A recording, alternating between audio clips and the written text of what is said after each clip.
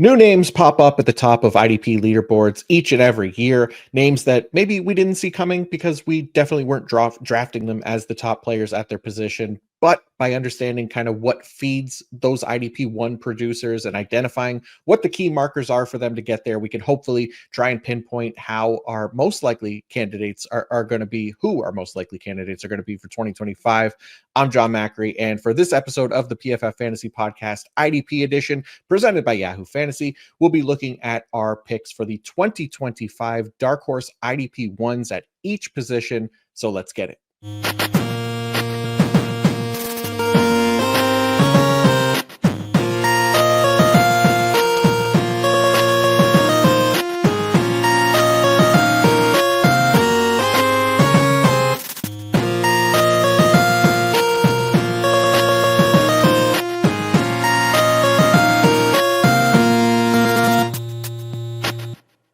All right, Darkhorse candidates to lead their position in IDP scoring this season. And with such a monumental task ahead of us, I needed to call in the big guns. Look, the Kelsey brothers, they had Taylor Swift on their podcast yesterday, and there was no way that I was going to be upstaged by Kelsey and DeAndre's sister. So we had to bring in an even bigger star, a greater ball knower, easier on the eyes, and just an overall better person. I am, of course, talking about none other than the pride of Kentucky, the legendary Adam Marcum. Adam, good day, mate. Wow, that was too much right there. But yeah, true is what I mean. True. You gotta admit that that's all true right there. And yeah, this is going to be way bigger than that podcast episode with Taylor Swift, no doubt about it. I think so. Pleasure to be here. You're the best in the biz. We had a great episode last season doing this. We had some pretty nice hits. So, let's try and do that again this year. Absolutely. Right. Yeah. Try to run it back. Like you said, we had some good ones. I think, kind of the point of this, right? Like I guess not, it's impossible not impossible, but the odds are against us to nail exactly who's going to be the top scorer at the position. But at the very least, we're going to be looking at guys that are being drafted outside of their top 10 at their positions, who have kind of, the best shot to get there, or at the very least outperform their current ADP, right? So this is a lot of fun. I really like this kind of exercise, looking at these guys who really have the elite upside. And I think a lot of the underlying markers that say that we can get there. So yeah, I'm excited to have you on, man. And definitely I'm more excited to have you on than I would having, a Taylor Swift or somebody like that. So I appreciate you taking the time from the IDP show. I know you guys are super busy over there. So anytime we could get you over here, it is an honor for me. Likewise, sir. Awesome, man. So yeah, like you said, we had some success last year. I know you had Robert Spillane at linebacker. He finished as the overall LB4. Both of our edge picks got hurt, but in points per game, they were top 10 scorers at the position between Alex Highsmith and DeMarcus Lawrence. And then I had Budda Baker. That one did hit as a safety one. So the bar is set pretty high for us to find even more success this year. And I think we have the names to do it. But before I get into these names, I have to remind everybody that the NFL preseason obviously going on right now. It means that we are so close to the 2025 IDP Weekly Fantasy Report, providing every single bit of IDP relevant information to you on a weekly basis as the tool to help you win your leagues. So right now, while fantasy leagues are drafting and firing up, all of you IDP listeners should try and get in on that now so that you have access to the fantasy report once the season starts, because the PFF Plus early bird sale ends August 18th. So get in there. Get yourself a PFF Plus so that you are locked in, loaded, and ready for your drafts and into week 1 and beyond. So PFF early bird sale, you can save $20 when you lock in by August 18th. Just $99.99 for a limited time. You'll get access to PFF Plus for the year. And as you all know, that means you get access to player grades. You can dive into the defensive player usage, snap counts, all that fun stuff that we talk about all the time on the show. You cannot get that anywhere else. So PFF Plus early bird, again, ends August 18th. Do not miss out on the sale. Go now to subscribe.pff.com and use code earlybird. All right, Addy, let's get into her here, starting with the edge position. And your pick for edge one is it's a favorite of this show for sure. One of the, I think, more undervalued edges in IDP, in my opinion. I'm talking, of course, about the great Josh Hines-Allen. Tell us about the Jaguars' top pass rusher. Yeah, Hines-Allen. Still getting used to the Hines-Allen. Yeah. I still just want to call him Josh Allen, but we're getting there. Overall ADP of 19.8 this offseason. He's going as the edge 14. That's DL 14 as well. I have him as the edge 9 and the overall 11 player. But Josh Hines-Allen was my most drafted player this offseason in the D-Up contest over on Fast Draft. Promo code IDP show, folks. I was able to max enter this tournament, which awesome tournament, a lot of fun. I know you got involved, John. I think you had a pretty good time yourself. Yeah. But yeah, max entered this thing, so that's 33 drafts, 57.6% exposure to Mr. Hines-Allen. So 19 out of my 33 drafts, I clicked the button here. So my next most drafted player was at 33% exposure. So big fan of Hines-Allen. But I think you see what's going on here, Macri. I'm really just trying to put some, Josh Hines-Allen vibes out there in the universe to will this into existence. But I know he's been kind of frustrating to roster. Certainly didn't live up to his 2024 ADP where he was going as edge 7 and 8th overall. But he plays edge. This is the position. Your listeners know this at this point, right? I mean, up and down seasons, that's the norm for these edge rushers. But we know what the up looks like. 66 tackles, 17.5 sacks in 2023. He's one of 5 active players to have at least 17.5 sacks in a single season. So TJ Watt, Von Miller, Nick Bosa, Trey Hendrickson are the other 4. But 2024 pressure rate was great, solid, 12.8%, 17.5% in 2023, 14.1% in 2022, 11.4 in 2021, 8.9 in 2020, 12.6 in 2019. So 13.3 career pressure rate, just very solid. Borderline elite, not quite elite, but very, very good. Win rate 15.9% last season. That was 17th among edge rushers. In 2023, he had a 20.5% win rate. That was 7th among edge rushers. 14.6% in 2022. That was 24. So just every year he's a leader in these categories that we really care about. 83.4 pass rush last season. That was 10th among edge rushers. He was 8th in the overall in the pass rush grade in 2023, 20th in 2022. So you guys get it. This dude's good. He's always going to be a threat to get over 15 sacks. And I think that, the juice is back there in the building in Jacksonville. You got T. Hunt and Liam Cohen in town. He has a new defensive coordinator in Anthony Campanelli. And Campanelli was with Jeff Hasley in Green Bay and Vic Fangio and Brian Flores in Miami. So, that's a really good coaching tree. We've seen a lot of edge rushers have a lot of success under those guys. So it just feels like it's going to be a very big year for Josh Hines-Allen. Also, don't forget, he just turned 28 in July. So, best maybe yet to come, Macri. I'm a fan. I know you're a fan. Yeah. Yeah, I'm a big fan, and I feel like I talk about him on here all the time about just doesn't get nearly enough credit, right? As he deserves, as kind of being like one of the league's best and most consistent pass rushers too. Like for a second straight season now, like you said, top 10 pass rush grade for the position, among the 90th percentile or higher in expected sacks. Yeah, like okay, he wasn't able to replicate his 17.5 sacks, right, from 2023. But like you said too, like it doesn't matter year to year. As long as those underlying pass rush metrics are there, there's always going to be variance that we kind of have to deal with. And when we can identify the guys who are going to be potentially on the positive end of variance, then we could kind of buy the dip a little bit and identify these guys as having better seasons than the year prior.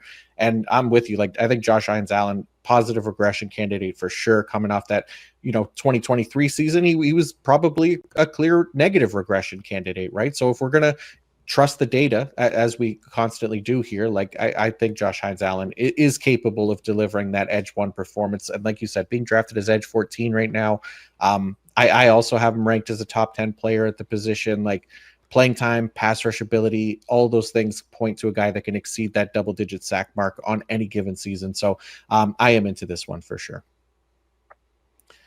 All right, my pick for edge 1. So honestly, I didn't expect to have him here because I thought he'd be drafted higher. But diving into the ADP, he's being taken just outside the top 10 at edge, and he fits the bill, so I couldn't ignore it. That, of course, is Jared Verse of the Los Angeles Rams. Now, well, I feel like Verse it might be like obvious to include on this list. Like the ADP tells me that there's still some value, I think, to be had here, because I think he is one of the best bets to have just an elite IDP season, especially, again, coming back to that positive sack regression potentially going in his favor. And he's even going, I think, after some players like who I think are probably prime regression candidates, specifically like an Andrew Van Ginkel, who's going as edge 10 in the ADP. So he's only going just outside the top 10. He's edge 11, right? It's just barely making the cut here, but I have him as my edge 5 this year because he really checks all the boxes that we're looking for to emerge as this year's overall edge 1. Obviously, Jared Verse, he's coming off a defensive rookie of the year performance in 2024. So right away we recognize him as being one of the league's best at the position potentially, and focusing on that, positive sack regression element. Verse managed just 4.5 sacks on the year. 4.5, right? For a player who ranked 96th percentile in expected sacks as well as top 10 in both PFF pass rush grade and pass rush win rate at 19.7%. Like for me, I think he's arguably the greatest positive regression candidate when it comes to sacks for this season. And again, trusting the data, embracing the variance is going to help us more often than not. And not just from that aspect alone, where, he could if he can get a handful more sacks, of which he's, I think, deserving of doing so. He already finished as the edge 13 last year. And now all of a sudden, if he's getting a little bit more sacks, like that becomes easily beatable to the point where I don't think there's any question about him as a top 5 IDP finish here in 2025, and has a shot at number 1 overall. And like I said, checks all the boxes, which includes as a tackler as well. He earned a 97th percentile mark in tackles versus expected on like a 75% snap share. So if he can continue to play at a high level, which I don't think there's much doubt that he can, considering he's only entering year 2, like there's absolutely room for him to build on that elite production from his rookie year and finish as, I think, the top IDP at his position in 2025. But what do you think about Verse this year, Adam? Yeah, I totally agree. I mean, he is the guy that I think is due for, the bounce back in sacks. He is the guy. And then, I mean, you look, though, he did really well, though, despite not putting up the sack numbers. Mm-hmm. So 13.3 points per game and y'all scoring. I mean, you got to figure he's going to get double-digit sacks. I mean, and he does seem like one of these guys that's going to be constantly a threat for 60, 70 tackles. Maybe he even gets like 80, 90 some season. But, yeah, he's a stud. He is just super powerful, one of the most powerful edge rushers we have in the league right now. And, yeah, I mean, 24, like we're going to be talking about this dude for the next 4 to 5 years as a top pick in drafts for edge rushers. Mm-hmm. Yeah, I'm with you. A lot of like you had a lot invested in Jared Verse. I got a lot invested, or like you had Josh Hines-Allen. I got a lot invested in Jared Verse this season. So there's a reason for it. It's not just picking him because we're invested in him, but we are invested in them because we believe in them, right? So yeah, for sure. That's the main thing here. But that's what you want, people. You want us out here drafting. If we were out here giving takes, not drafting, that would be a problem. But we have guys that we're gonna lean towards and click the button on if we think that there's if we think the market has it wrong. And Jared Verse, I agree, man. He's definitely got that upside. I started coming on more towards as the season approaches, as far as clicking the button at the end of the first on him. But yeah, he should smash. Yeah, I can't wait, man. I can't wait. Scared us a little bit. There was like the injury scare from what was it, last week or the week before? Thought I was going to have to throw my computer in the garbage and just retire into the mountains, but seems to be okay. So I know that stuff's the worst. We had one from Chop Robinson yesterday. So yeah, it's tough times out here. We're on pins and needles, when stuff like that happens. Yeah, it's really the worst, dude. I can't go through another Aiden Hutchinson situation from last year. I won't survive it. Let's shift our attention to the defensive tackles now. And you've got another guy who I think is potentially undervalued right now, and that is Gervon Dexter Sr. of the Chicago Bears, aka Sexy Dexy Jr. He is being drafted as the DT20 right now, according to the IDP show ADP. So, what's got you excited about his potential in 2025? Right. Yeah. Being drafted as overall 180 in these IDP only best balls. I have him as overall 132 DT16. But there's a good chance, you may not be familiar with Gervon. He was drafted in the second round of the 2023 draft, just 23 years old as he enters his third year with the Bears. Posted 20 tackles and 2.5 sacks as a rookie, and 50 tackles and 5 sacks in 2024. 6'6", 310, ran a 4.88 40 at his combine. If you're into RAS scores, scored a 9.56. If you're into player profiler, 109.3 speed score. That was 94th percentile. If you're into neither, he's big, he's quick, and he's fast. Let's take a look at some of the PFF numbers. There were 174 defensive tackles that played 100 snaps in 2024. Among those, Dexter ranked 16th in pressure rate with an 11% rate, 17th in tackles per game with 3.1. He had a 7.5 tackle rate. That's very strong in the tackling department. 21st in total pressures. He had 39 pressures. 24th in pressures per game with 2.6 per game.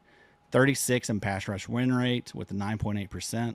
70.3 overall PFF grade. That was 26th best among defensive tackles. Also, this was a cool stat. Among defensive tackles, he was 4th in hits with 14.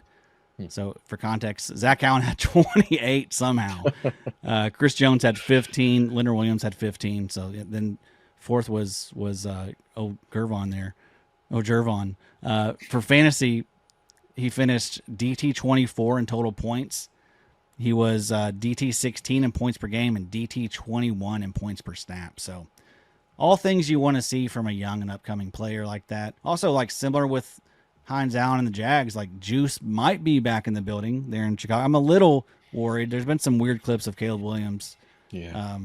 But I mean, it might be okay. You got Ben Johnson as HC, Caleb and Rome year 2. You brought in Colston Loveland and Luther Burden. Grady Jarrett now joins the team, so that's nice to have alongside of him, learn from. Who also, by the way, is 2 years removed from the ACL tear. They added Deo Odangbo, who's 25. They drafted Shamar Turner in the second round. Austin Booker just put up 7 pressures and 3 sacks during the first preseason game, so he may be the best edge rusher in the league potentially. Right. But this defensive line has just gotten much better. So I mean, this should equal less double teams, easier matchups. And also Montez Sweat, same thing. Like he's someone that's being slept on as well. DL 41, edge 33 ADP. But yeah, man, I think Gervon is really good. I think he's being slept on. And I think this ADP, like I don't think in most leagues you're gonna have to spend that type of pick on him. Like I think he's someone that you can get probably even later than that. Like we have the people we have that are making up this ADP are pretty locked in and know what they're doing as far as drafting and player value and stuff. So you'll be able to get this guy for a pretty good value, I'd imagine, in your more casual leagues. Yeah, I'm with you. And I think for sure, like he was really good last year, like surprisingly good. Like I think, for a year 2 guy and somebody that I still think has room to kind of develop and grow, right? Like, especially as a pass rusher, right? Like he's already looking like a better pass rusher than he was in college. I think in college he had like 6 career sacks or something like that. And, it didn't really look like a major part of his game. So he wasn't really like on my radar coming out, right? Other than the athletic stuff, but a lot of his kind of underlying metrics pointed to a player that's probably going to take some time to, if he was going to be an IDP asset for us. And year 2, I think he delivered quicker than expected, right? So, a big part of that was a nice sized workload on that defensive line. He was able to deliver well above average tackle numbers. He ranked 90th percentile in tackles versus expected, even with, that strong workload, having played over 600 defensive snaps. Like you said, I know the team added Grady Jarrett this offseason. He's typically been a pretty high volume player at the position, but he's also 32 years old now and Gervon is 23. So on opposite ends of the spectrum in terms of career trajectories at the moment, there's room for both of those guys either way. But it would make sense that, Chicago looks to keep like a Grady Jarrett fresh, especially as probably the best pass rushing interior defensive lineman on the team. So there should be, I think, plenty of snaps here for Sexy Dexy Jr. again to have, I think, another strong IDP season for sure. Okay, my pick at DT, it's another one that I felt like I couldn't avoid, even though I tried, because he's being drafted as the DT 12 in ADP right now. But the main reason I tried to find someone else was because I didn't want two players from the Rams. But maybe Bobby will appreciate this at the very least, because I went with Kobie Turner. And we have at least seen a defensive tackle and edge top their positions in scoring in the same year as recently as 2021 with TJ Watt and Cam Hayward. So it's not impossible that Verse and Turner deliver as the top scorers at their position, even if it is kind of hurting our odds a little bit. But Turner is, I thought, was just too strong of a fit for like this specific spotlight that, much like his teammate Verse, like it didn't make sense for me to leave him off the list considering the ADP kind of matches our prerequisite here. But very similar to Dexter, who we just talked about, it's not like Turner is this elite pass rusher, right? He 66.6 pass rush grade in 2024 is good, not amazing, right? But he has already proven to be more than capable than that 2024 score. He had an 81.2 pass rush grade as a rookie on nearly 500 pass rush snaps. So I'm kind of factoring both of those years into his kind of year 3 potential here, and that's kind of what keeps him in play for me as a dark horse defensive tackle 1. Turner played over 900 defensive snaps and nearly 600 pass rush snaps in 2024. So that is obviously a huge contributing factor for him, right? It allowed him to reach the top 95th percentile at his position in expected sacks. And at least for me, like kind of creates a lot of the optimism that he can continue to be one of the top performers at the position in total sacks in 2025 as well. And, continuing kind of with the results of his high-end playing time as well, he racked up pretty strong tackle numbers, 87th percentile in tackles versus expected, finished with 53 tackles on the year, which was even a couple more than DT1 overall, which was Zach Allen, who had, I think, 51 tackles on slightly fewer snaps. So playing time first, like, shouldn't be a concern for him in 2025. He averaged a 75% snap share on the year, up from 62% as a rookie. He's going to, I think, continue to act as a workhorse along that defensive line. And if he continues to develop as a pass rusher, I think he has significant potential to finish as that overall DT1 that we're looking at. At the very least, I think he's still a great value going just outside the top 10 at the position at the moment. Big on Kobie Turner for sure.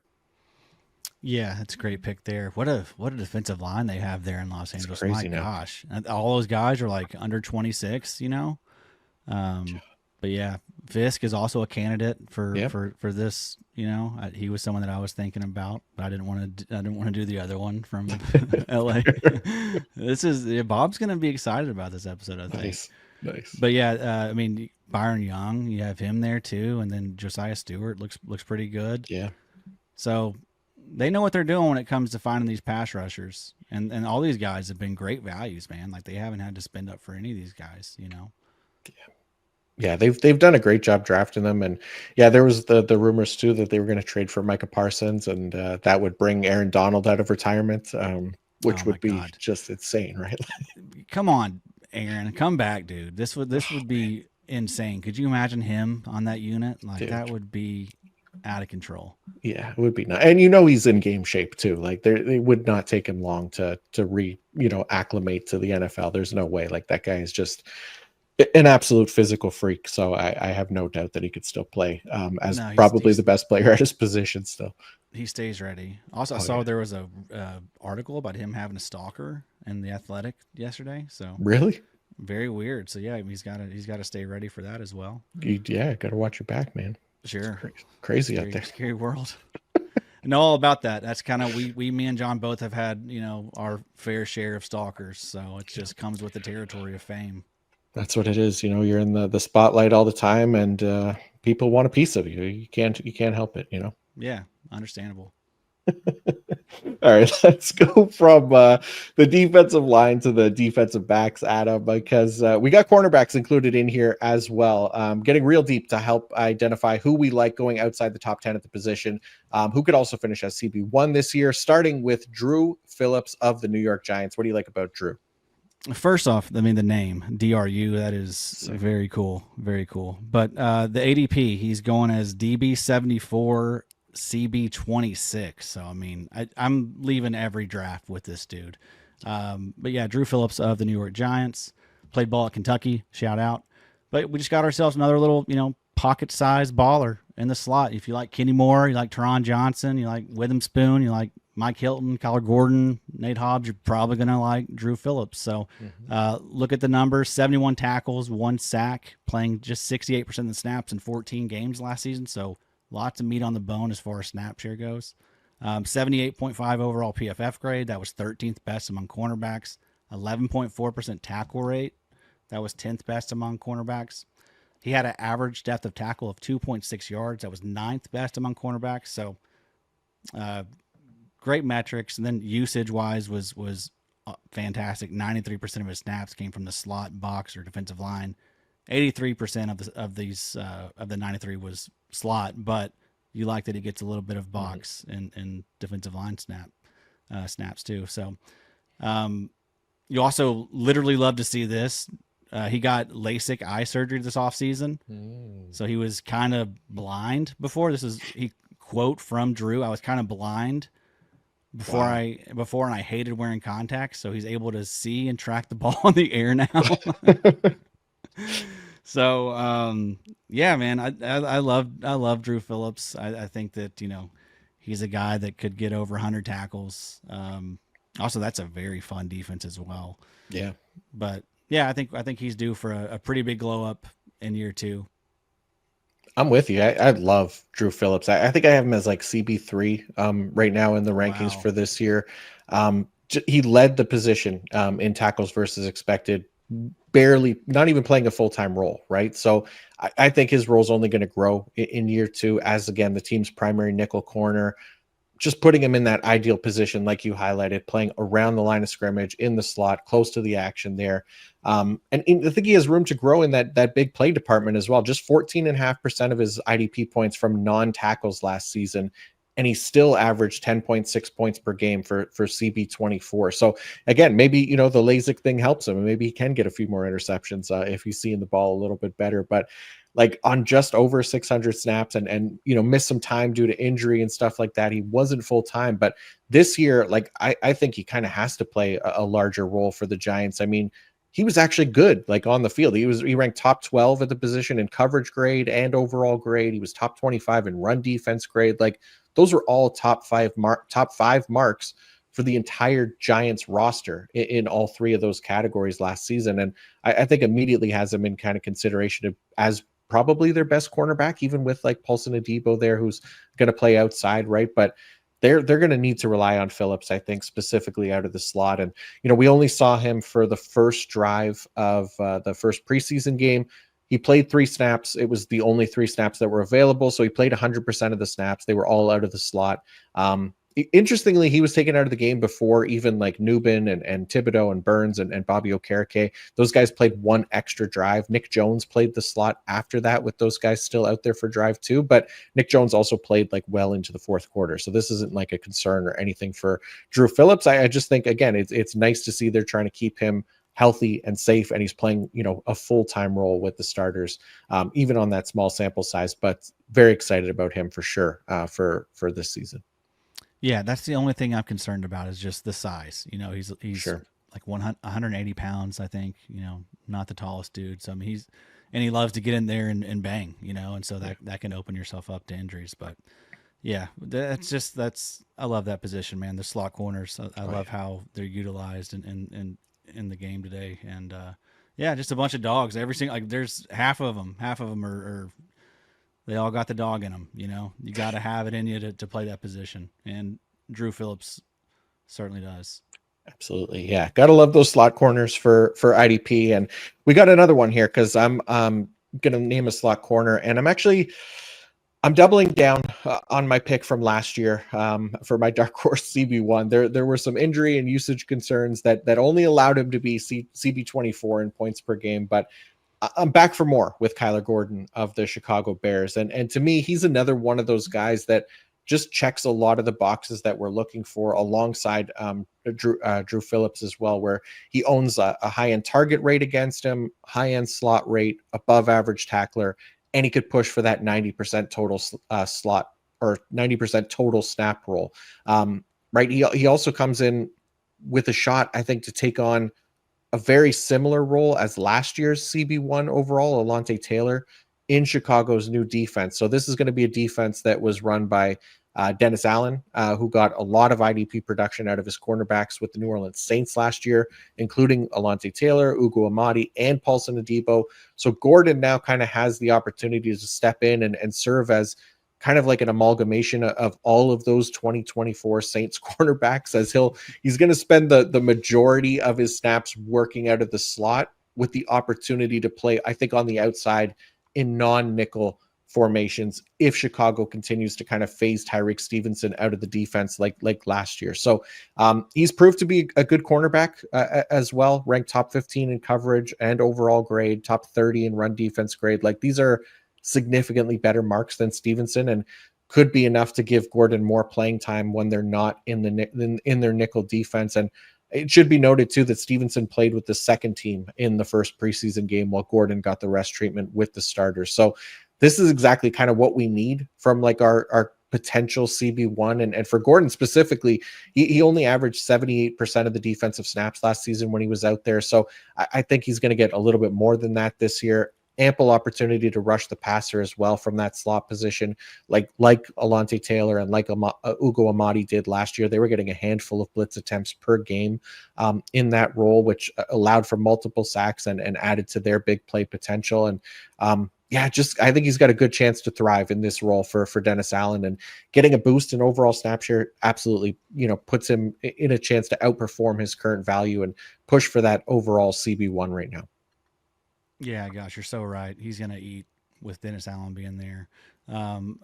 After you said that, I was like, man, I did not draft enough Kyler Gordon this offseason.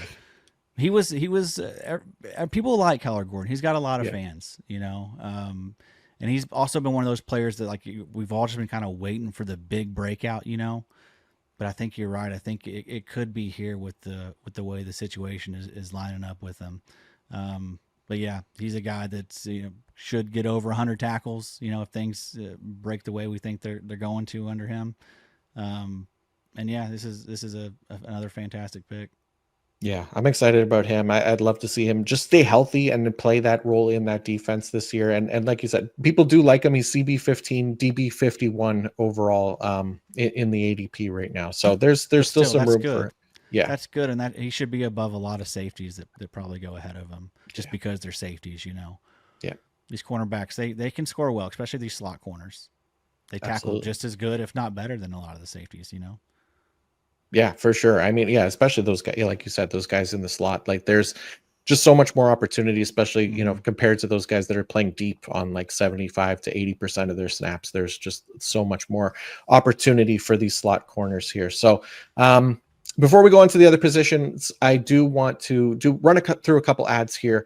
I want to let everybody know that ZipRecruiter is supporting the podcast today. And for anyone who has had to hire for their business knows, finding great candidates to hire can be like trying to find a needle in the haystack. You get too many resumes, not enough candidates with the right skills or experience, but not with ZipRecruiter. ZipRecruiter finds amazing candidates for you fast. And right now you can try it for free at ZipRecruiter.com/audio. ZipRecruiter smart technology identifies top talents for your roles quickly. Immediately after you post your job, ZipRecruiter's powerful matching technology starts showing you qualified people for it. ZipRecruiter lets you connect with top candidates ASAP. You can use ZipRecruiter's pre-written invite to apply message to personally reach out to your favorite candidates and encourage them to apply sooner.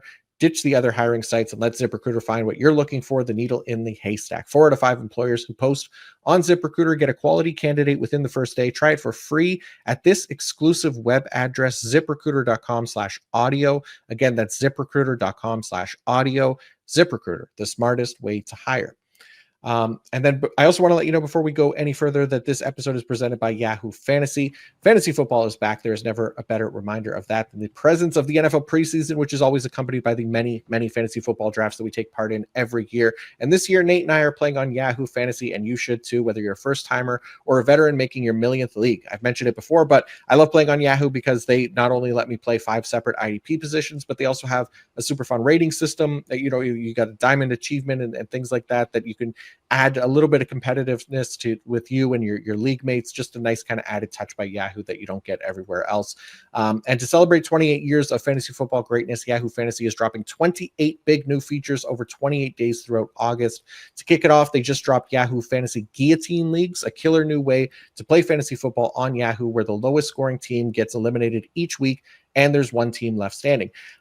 With the season around the corner, now's the time to get your league together and give this new mode a try. If you're more into the classics, you can still play in your head-to-head private leagues or join a public league. So stay tuned for more killer announcements and start playing Yahoo Fantasy Football now at yahoofantasy.com/PFF, yahoofantasy.com/PFF. All right, Addy, let's get back to it here, talking about some safeties. We could find maybe another Budda Baker this season. I'm feeling pretty good about it, to be honest. And your pick here fits the bill as a once elite IDP at the position with a chance to get back to his high scoring ways in 2025. So tell us about Jalen Pitre of the Houston Texans. Yeah, I think so. Overall ADP of 170.6, going to safety 24, DB 30. I have him as safety 10 and 111 overall. So this is one of the more shocking ADPs for me. I thought the folks loved Jalen Pitre, but man, safety 24, DB 30, that does not say they love Jalen Pitre. So I'm in on Pitre this year and absolutely think he has the upside to finish as a safety one. Houston showed us how much they love him by rewarding him with a 3-year, $39 million contract this past April. Also, Kyler Gordon got a contract too. So you'd love to see that with our guys. He gets some of the best usage in fantasy football, playing 66% of his snaps in the slot, 29% in the box, 4% on the defensive line, and only 1 at free safety. So that is what we want right there. That's where all the action and tackling is happening. But also, look at who this guy is. This is a guy that just produces. Like, he has done this at every step of his career. If you look at how he performed in college, in 2020, he put up 60 tackles, 13 TFLs, 2.5 sacks in 9 games. In 2021, he put up 75 tackles, 17 TFLs, 3.5 sacks in 14 games. So 30 TFLs in 2 years for a defensive back. That's insane. This dude just makes things happen. And I know, there's probably some people like, why are you citing college stuff? Because, these guys are who they are. Pretty much. Like, if they're productive in college, if they get the opportunity in the NFL, then they're probably gonna do the same. It's not that hard always, but yeah, Pitre, he has the production profile and gets the usage to be a safety one candidate, I think. Yeah, and the best part is, like you said, like him moving back to the slot, like that was the position that he played in college, right? That before the year before he came out, and he was so productive doing it, and he looked really good doing it too for DeMeco Ryans. He had top 25 grades basically across the board, PFF overall run defense coverage grade. Like he was one of the better players at the position. He just missed a bunch of time, right? Like he was banged up, he was hurt, right? So we're hoping for health here, obviously, but it's funny, like you said, like people did love Pitre in whatever it was, 2023, right? Like, because he was coming off that 2022 season where he was just whatever it was, 129 total tackles, just an insane year. And he was one of those players that I feel like a lot of us talked about that off season, about him regressing, right? Like those tackle numbers were naturally going to come down. It was almost a guarantee that it was going to happen. He was being drafted as like top 5 safety at the very least for that season. So people were kind of burned by that, right? Because he didn't deliver quite to the same in 2023, even though he still had a pretty good season. And then last year, the injuries and stuff hurt him again. But he's very capable of, like you said, delivering that kind of elite production. And I think, again, just playing that role in DeMeco Ryans' defense, the large majority of his snaps coming out of the slot, in the box, around the line of scrimmage, like we want. Like I think he can absolutely smash here as a great IDP option in 2025. You're right though. I remember that off season doing best balls. After it was 147 tackles, I Oh think, my for Pitre God. as a rookie. So yeah, he was going like second, third round of those IDP only best balls, like first safety off the board. And then yeah, I think he just burned people really, a little too much. And then he's been solid, but he also, didn't finish out last year, got hurt. But like you said, I think he's very capable. And we know that the playmaking ability is there. So, and also, I don't I mean I'm not those linebackers there. They're all kind of average at this point. I think like Alshair, like I think he's probably not going to age the best. And then you got a bunch of just like question mark young guys around him, journeyman and EJ Speed. So I Right. mean they need a playmaker like Pitre and a guy that can rack up tackles. There should be a plenty for him to get, I would think. I think so for sure. Yeah, he's in a great spot to do it, right? He's not playing that deep safety role anymore, and I think just him being able to work out of the slot like he did in college, like I think that's just the perfect fit for him, and I think that's going to really help him here as long as he stays healthy, which we're banking on here. All right, we'll go to my pick here, and as we know, like there's a ton of variance with all of our defensive backs every year, right? And kind of much like with Buda Baker last year, I wanted to find someone who kind of projects super similarly, like to all the reasons that Baker hit last year, and that led me to Tyler Nubin of the New York Giants. Now, Nubin really hit the ground running in year one, 95th percentile mark in tackles versus expected. He ranked as the safety 15 in points per game before he got hurt. He missed the remainder of the season after that. Now, obviously, I'm hoping, heading into year two, Nubin's momentum from his rookie season will continue and is at least in a great position to kind of keep it going here. He projects to play a large snap share in the box and rack up a ton of tackles in a lighter one linebacker system there with the Giants. Like that is a similar setup as to what we got from Baker last season too. But the similarities don't stop there because on top of like the alignment data lining up to be among the best in the league and the tackle production as well being stellar on top of that, Nubin, almost exactly like Baker coming out of 2023, also serves as like a clear and obvious candidate for positive regression in the big play department, right? Only 2.3% of Nubin's fantasy production last season came from non-tackles, where the average at the position was about 17%. So even for someone like Baker last year, who was at 16% of his fantasy production from non-tackles, which was slightly below average, that was still a big jump from where he was the year before at just 2% as well. So it's not like there's a need to over deliver in the big play department, but instead just be closer to average on top of the elite tackling. And those are two massive contributors, I think, to allow for Nubin's kind of safety one potential.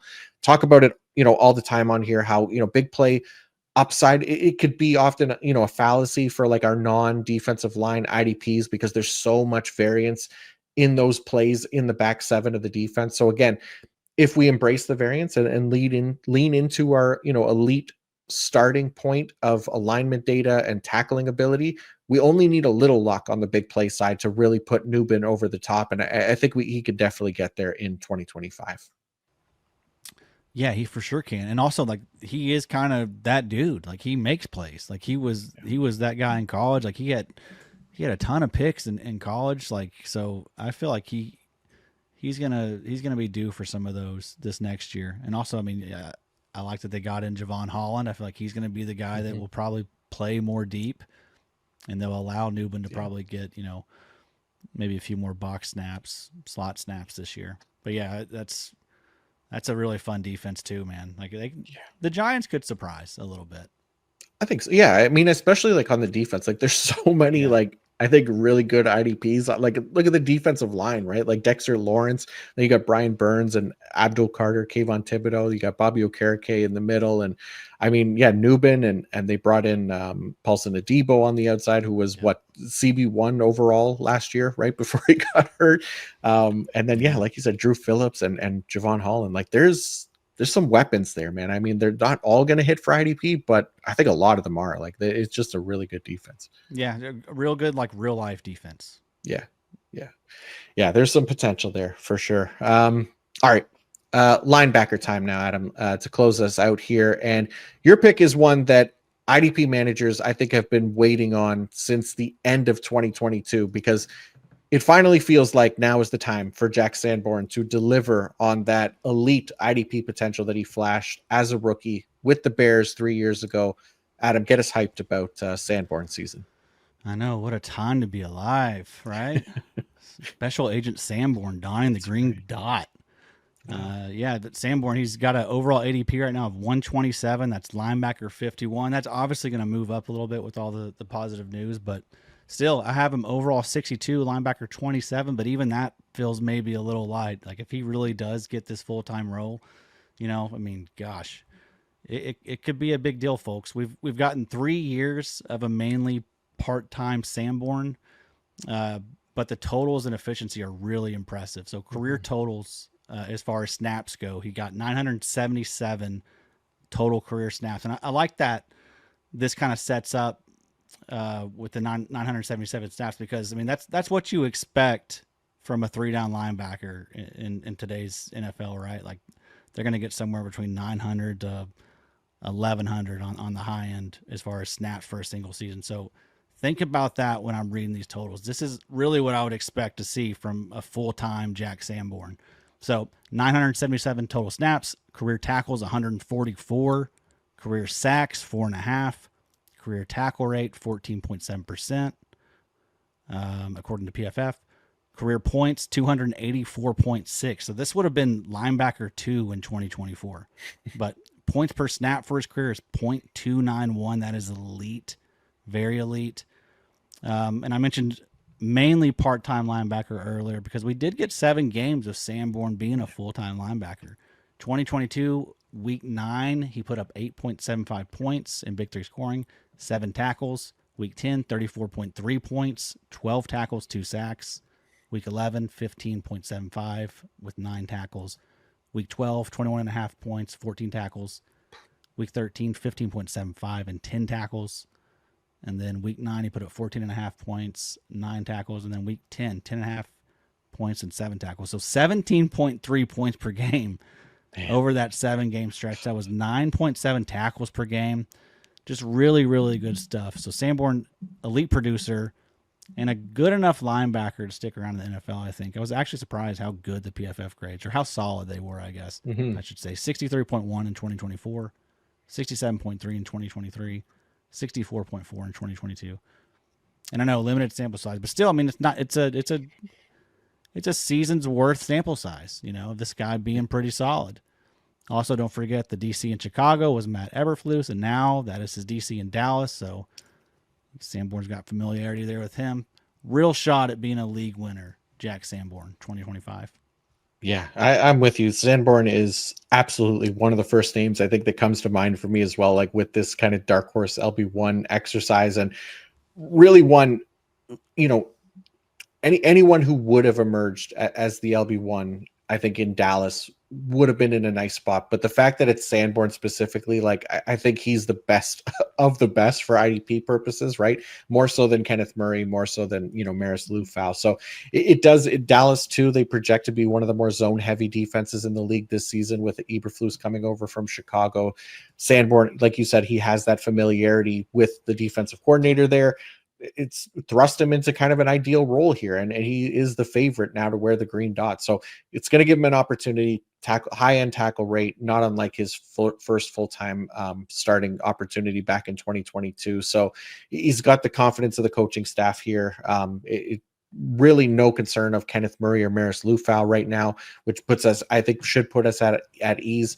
The biggest question for me, I think, might be kind of what happens, like, if/when DeMarvion Overshown is healthy, because, well, he's not expected back until like around Thanksgiving. Like, he was really good last season, and if he's kind of cleared to be back to full health, I imagine he'll be close to a full-time role as well. It's not a guarantee that he'll factor in much, and even if he does, there's probably a good chance that we get 2 full-time linebackers in this defense. So that makes it even better, and you don't have to be concerned about Sanborn there. But either way, like a Sanborn in a position, I think, to deliver well above that current LB53 expectations for him in the ADP, and I think should be considered as a potential LB2 at worst for IDP as long as he's in this role. But yeah, if he's playing it for the whole season and he's delivering like he has been, there's absolutely LB1 overall potential here. Let's go. Yeah, we talked about him being this year's Zach Bond. Nice. And yeah, it just fits, man. He's done nothing but produce. Same type deal with him in college. Like look at his college stats, ridiculous. He's gonna ball if he gets an opportunity. Just like Ivan Pace will do the same thing if he ever gets a full-time role somewhere. Like Leo Chenal will do the same thing. You know what I mean? Like some of these guys just when they're out there, they just soak up everything. Yeah. Oh man, I just want Ivan Pace now to be our next version of Jack Sanborn. I can see it somewhere. It's coming. I think he's in the final year of his deal there with him being a UFA. So I don't know if Minnesota will have like any rights to him, or you know how that stuff works. Like sometimes it feels like these guys can never get away. But I think he may be a free agent. So yeah, it could be wheels up for old Ivan Pace next year. Love it. Love it. We'll look forward to that when we get there. But yeah, right now, I mean, Sanborn definitely one of the more exciting options right now for IDP, and one that can be had for a really minimal cost. So definitely somebody that you should be circling in your drafts to scoop up as a really great value. Okay, my pick here at linebacker this year is one that I've been drafting a lot this season. Ended up with him quite a bit on the D-up format as well. And that's because I have him ranked as my LB4 right now. That is Jamien Sherwood of the New York Jets. So Sherwood, if you played IDP last year, you know he became one of the top waiver wire targets to start last season following that early injury from CJ Mosley. It put Jamien Sherwood into a full-time starting role, and he never looked back, right? Sherwood played so well as a full-time player that CJ Mosley became expendable, right? And Sherwood earned himself a nice little payday as well, really solidifying his spot as a full-time player in this defense for the foreseeable future as well. So excellent IDP season in 2024. There's, I think, understandably, maybe some hesitancy around taking him as a top 10 linebacker option this season, which is why he's being drafted outside of that range right now, because we've only seen it one time from him out of a possible 4 seasons in the NFL. But that matters less when he checks every box that we're looking for in a potential LB1. And knowing that someone like Zach Bond, too, even delivered as an IDP relevant asset, he never did before his LB1 season. He was never an IDP asset for us, right? So again, keeping things in mind like that, it's the opportunity that plays the biggest part, and then everything else we try to stack up on top of that. Because Sherwood ranked 86th percentile in tackles versus expected last year. He was top 5 in the league, in the entire league in total tackles. I think he has a great shot to kind of repeat that production in 2025. You got Steve Wilkes coming over as the new defensive coordinator, so that means that the Jets currently project to run a higher rate of zone coverages this season than they did under Jeff Ulbrich last season. They were at 67% last season. I got them around 78% zone this season. So right away, it gives Sherwood a pretty clear advantage there in the potential tackle efficiency department, and an area where I think we could see a big improvement for Sherwood to put his IDP production over the top would be, again, in the form of those big plays. He delivered the highest percentage of IDP production from his tackles alone at 92.5% among those IDPs or IDP linebackers that finished in the top 20. So again, just kind of coming back to understanding the variance of big plays, I think that leaves a lot of room for Sherwood to regress very closer to the norm in the big play department while still maintaining that high tackle share. I think it's kind of the perfect formula here for our 2025 LB1 as well. Yeah, I've drafted a lot of Sherwood this offseason, those D-up drafts. He was usually there for me in the 4th round. So, I mean, that's like probably like linebacker 20-ish, which, yeah, I'm all about those prices. But, yeah, I mean, got a 3-year, $45 million deal. I mean, that is a little surprising. Like I didn't know that he was going to get that type of bag, but good for him. I think he's a lot of fun to watch, and yeah, just 25. So should be someone that we're talking about for the next 3-4 years, I would think. Who are some of the other, who are some of your little honorable mentions you have? So I had a few. In the article I put, so for the edge position, I put Greg Rousseau of the Buffalo Bills. I thought he was another guy that, again, going outside that top 10 range. Forever slept on, always. Yeah, yeah, and like the snap share is there now. Like that was something that wasn't there early in his career in Buffalo, and it's just kind of grown, and to the point where it's locked in. He's a high end volume player, and everything about him, pass rush metrics, all those kinds of things, tackle rate as well, is all there for him. Defensive tackle, I went Milton Williams over in New England now. He's another guy that I really like this season. I think he's going to play a lot more than he ever has. Obviously got that huge contract, so they're going to have to play him a lot more to kind of justify that. Diane Henley, I went with at linebacker as the honorable mention with the Chargers. Very similar to Jamien Sherwood for me. A lot of the same boxes he ticks there. Safety, I went to Sean Elliott for the Pittsburgh Steelers. Another guy I think is going to play a ton in the box and play a full-time role this season. Last year he was not a 100% snap player. There was a lot of weeks where he was around 60% or so. So I think he's going to be a full-time player. He got paid this offseason as well. And with Minka gone as well, like they're going to rely on him quite a bit. And then my honorable mention for cornerback was Dru Phillips. So we got to cover that one, which was nice. So how about you? Did you have any other bonus names? Yeah, I had some. I had Leatu Latu as the edge rusher. Yeah. I've got him as my edge 18 this year, but I mean, I drafted him a ton in D-Up. He was usually I would always target him in the last round. Nice. So I could see him having, 12, 13 sacks potentially this season. Linebacker Alex Singleton.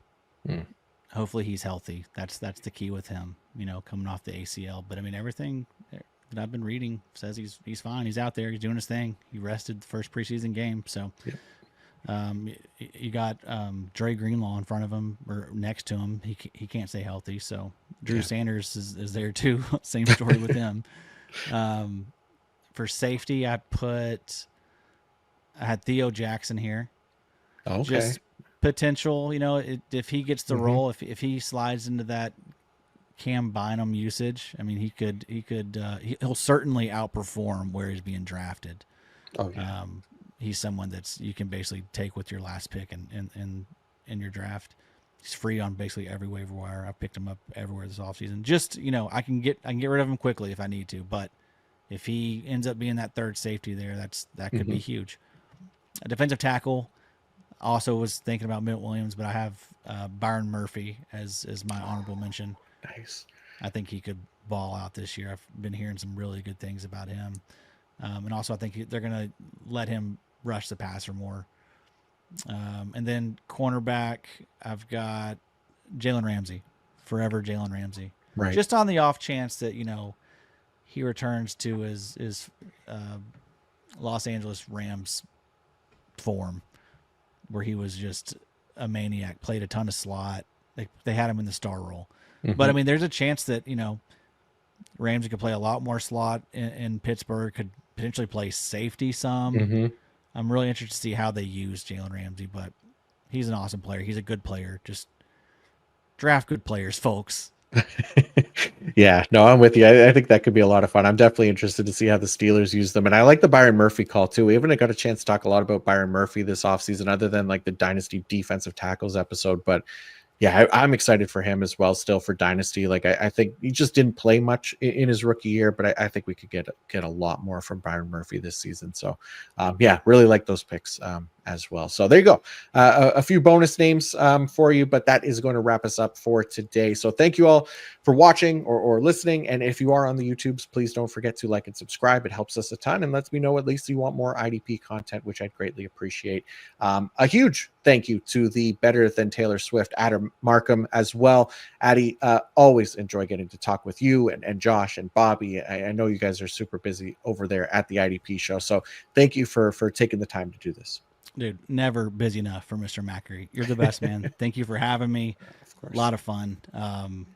Good luck this season. The grind is about to start, but I know we're looking forward to it. Enough of the speculating and hot taking, and let's get some real football, Yeah, there's nothing like that week one hitting and getting to see those players in action. We just need them to get to week one. We can't have any off-season Yes. injuries or anything like that. That shit pisses me off more than anything. So if we could just get to week one and then go from there, that's the goal right now. But yeah, I'm looking forward to it, man. And I appreciate you coming on here. And before you go, to please let everybody know what you guys have cooking over there at the IDP show this year. Yeah, we're gonna be podding and ranking and writing articles and everything you need for your IDP leagues. The IDPshow.com. You can find me on Twitter at Adam IDP. I don't tweet that much these days, but I'll occasionally throw out a little useful nug here and there. So that's where you can find me. Nice. Yeah, definitely go check out the IDP show. $5 a month, right? For a subscription month, yeah. That's beautiful. Website looks amazing too. You guys done a lot of great work over there. So make sure you guys go check that out. As for me, what do we got? All the IDP rankings and tiers articles, they'll be updated and published for early next week. But if you are using like the rankings tools on the website, those rankings are already uploaded in there so that you're ready for this weekend if you need them. But next week, we'll look for another IDP preseason recap video for the YouTube. I'm pretty sure I will be on the IDP show next week as well. So I get to talk to Adam back-to-back weeks. I'm hashtag blessed for sure. And then we have a big old Green Dot Every Down Linebacker preview episode with the Green Dot King, Mr. Mike Wohlert, that I think you'll enjoy as well. So looking forward to that. But until next time, peace out.